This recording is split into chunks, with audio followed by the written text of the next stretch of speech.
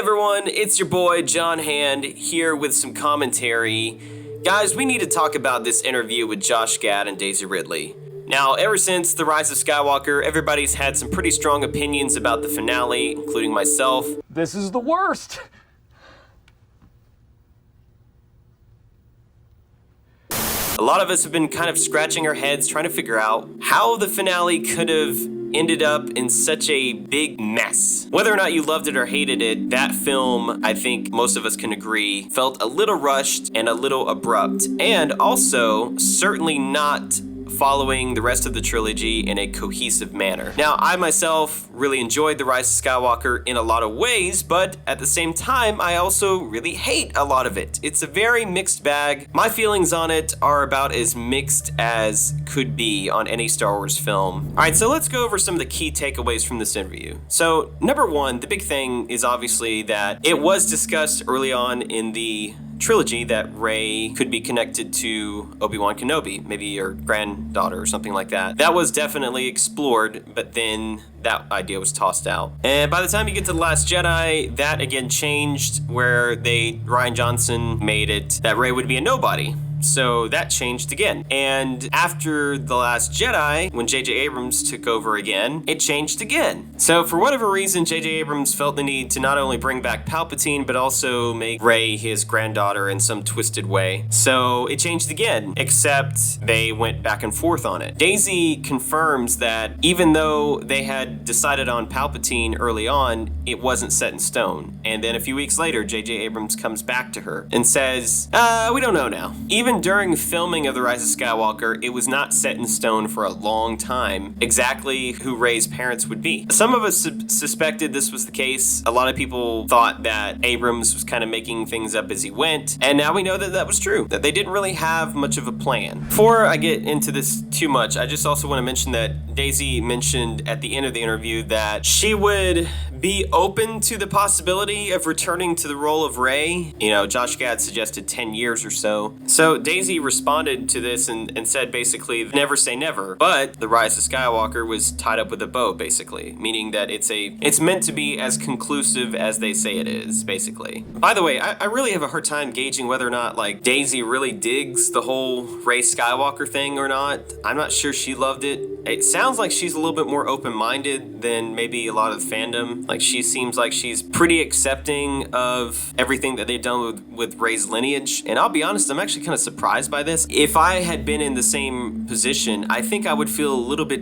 almost disrespected as a character and as an actor. They kept playing around with her heritage, basically. So I'm just gonna give you my quick thoughts. So the idea of Rey Kenobi. So I don't hate it. I certainly like it more than Rey Palpatine because I like the idea of a Skywalker and Kenobi coming together. I think that given Anakin and Obi-Wan's history, that would be a pretty amazing way to kind of reunify those legacies. I like that idea, especially with this idea of the dyad. It's very interesting. I will say, though, overall, that I would prefer Rey had stayed unattached to legacy. Some people are up in arms about the idea that Rey should be a nobody. And let me just say that when I say Rey should be a nobody, it doesn't mean that she should have no significance. It just means that her importance and her significance as a character, her Force abilities, all of that should not be dependent on a bloodline of legacy. That's why when I hear that line in The Rise of Skywalker when Kylo Ren tells Rey, you don't just have power, you have his power. I mean, that line is so cringy to me because I don't know if Abrams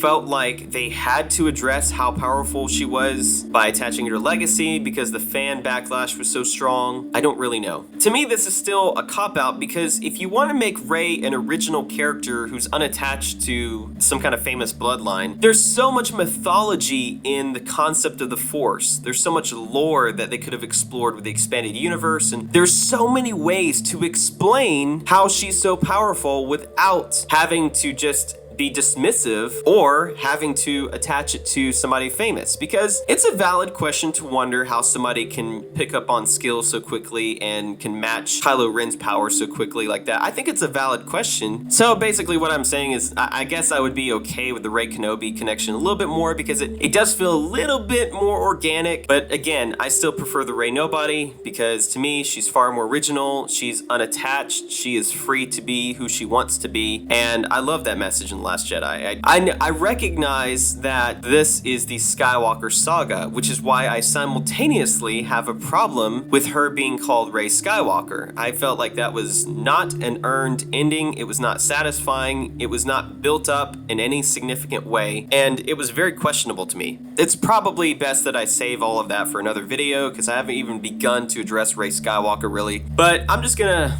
end it with this thought that I listened to this interview and it honestly makes me sad, because I love Star Wars so much. I hate the thought that something so important as a film in the Skywalker Saga, especially the finale of all things, could be mishandled and rushed and given such little thought. I don't know if Abrams and Terrio acted out of pressure from above, and if they did, then they have my sympathy, but at the same time, you still have to try your best. And I don't think that neither Abrams or Terrio gave their best with this film. The fact that we are discussing this and it's almost scandalous about what went on behind the scenes of this film is really disappointing. I think the Skywalker Saga deserves more. The actors that have portrayed these characters deserve more. I think Daisy Ridley herself, especially as the main character in the sequel trilogy, deserved better than how she was treated and how her character was handled. And no matter how much I try to rationalize what happened here, I just can't get past the fact that this film was rushed so much. I don't have a problem with a film necessarily being a little rushed or not planned as well, because a lot of films are left open to a lot of improvisation, or there's a lot of direct creative collaboration between the actors and the directors and the writers. I'm okay with that, because sometimes that works really well, but none of that seemed to happen here. It just seemed like everything was in a rush to get this film done, and I don't really understand why, because I think to myself, why not take your time and deliver a proper finale that everyone will love, and thereby guaranteeing yourself a much higher profit and wanting fans to come back? Because what we got instead was a very abrupt and unsatisfying conclusion, and so a lot of fans are turned off right now. It's kind of a similar situation that we were in at the end of the prequels. Even though I love the prequels, a lot of fans were turned off by Star Wars, and so Disney, in their shoes, overcompensated and decided to try to get back into everybody's good graces. For some reason, in the Star Wars franchise right now, there seems to be a very big lack of bold, creative ideas. I'm telling you right now, if we have another film like The Rise of Skywalker, Star Wars will not survive. And I know that sounds very harsh, because I really like this movie, and I know it sounds like I'm being very critical, because I know I am. When I see potential that has been missed, when I can recognize basic plot points that could have been remedied by an amateur such as myself, that makes me sad. So guys, I don't know what to make of this.